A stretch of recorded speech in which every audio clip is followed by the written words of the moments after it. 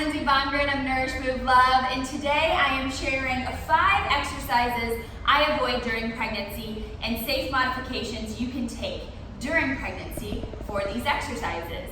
As you can see, I'm in my 3rd trimester of pregnancy, so these are exercises I typically avoid in my 2nd and 3rd trimester as my belly grows.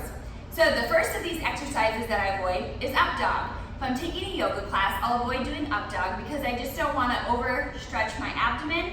And also, I came into this pregnancy with Diastasis Recti, which is separation of the abdominal muscles. And doing moves like up dog or overextension of your abdomen can put additional pressure on Diastasis Recti or worsen it. So I avoid that. If I'm taking a yoga class, I won't do up dog. Instead, I might just transition straight back into a down dog.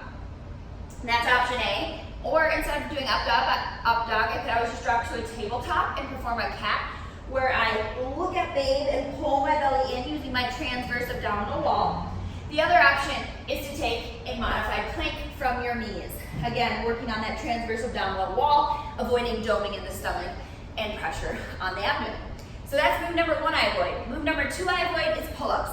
I love doing pull-ups for strength training when I'm not pregnant, but when I am pregnant, the extra weight of my belly, as well as the core engagement required for pull-ups, is something I avoid. Additionally, when you do pull-ups, you often tend to hold your breath or bear down because you're like, right, it's a tough exercise, and you really want to avoid bearing down and holding your breath. So instead of doing pull-ups, there's still a lot of great ways you can strengthen your back. You can use the lat pull-down machine at the gym. You could use TRX straps for rows, or if you just have dumbbells like I have here, you can simply perform a back fly like this. You can perform a back row this way, a reverse grip row, palms out, elbows high to the sky, back towards the hip. So there's a lot of great exercises you can do with just dumbbells to strengthen your back. Move number 3 is crunching or twisting. So you just want to avoid basic crunches. There's no reason to squish or compress babe. You want to make sure there's always plenty of space for babe. That said, there's a lot of great ways you can still work your core. One way specifically, if you're kind of looking in the crunch space, take a nice wide stance with my feet here. I engage my transverse abdominals, my deep abdominal muscles. So inhale, release, exhale, pull baby tight. From here, slightly sit back. You could always take a Pilates sponge ball and place that behind your back, or a kid's toy ball for additional support. I put my arms out here and I just go down an inch, up an inch, down an inch, up an inch.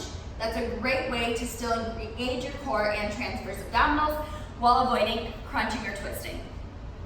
Move number 4 I avoid is plank on my toes. Now, in my first pregnancy, I did a lot more planking on my toes throughout my pregnancy. But I came into this pregnancy with Diastasis Recti, which is abdominal separation, and planking now causes doming of my stomach. So I drop to my knees a lot sooner in planks, or also renegade rows. So if you're doing a row from a plank position, push-ups, all those exercises that are similar to planking, I either go to a modified plank on my knees, on my forearms. Again, really important to focus on transverse abdominal engagement here to avoid doming of the belly. I have a whole video on transverse abdominal breathing and doming of your belly, which I'll reference in this blog post. So you can do a modified plank. You can also just come into tabletop and perform that cat exercise again, pulling in, looking at your baby, performing cat. That's a great option. And then for side planks, I still can do those, but I just drop to that inside knee right here. Option to lift that outside leg. Option to keep it down on the ground. You could add some hip lifts. This belly's getting heavier and heavier, so those are getting harder, but something that are still safe to perform during pregnancy. And then finally, move number 5 I avoid, lying on my stomach, right? You just never want to smush babe, and so exercises like Cobra or Superman, those are exercises you want to avoid.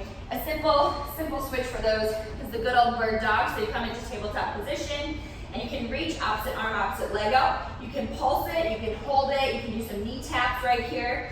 Set it down, switch it out.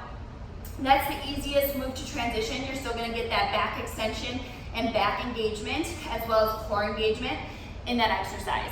So those are some great pregnancy modifications.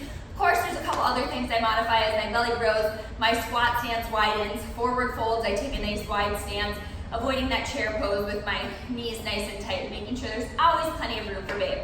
But I dive deeper into each of these exercises, why I avoid them, and the safe modifications you can make in in the blog post associated with this video. So be sure to check that out and check out more pregnancy-friendly and pregnancy-safe workouts at nourishmovelove.com.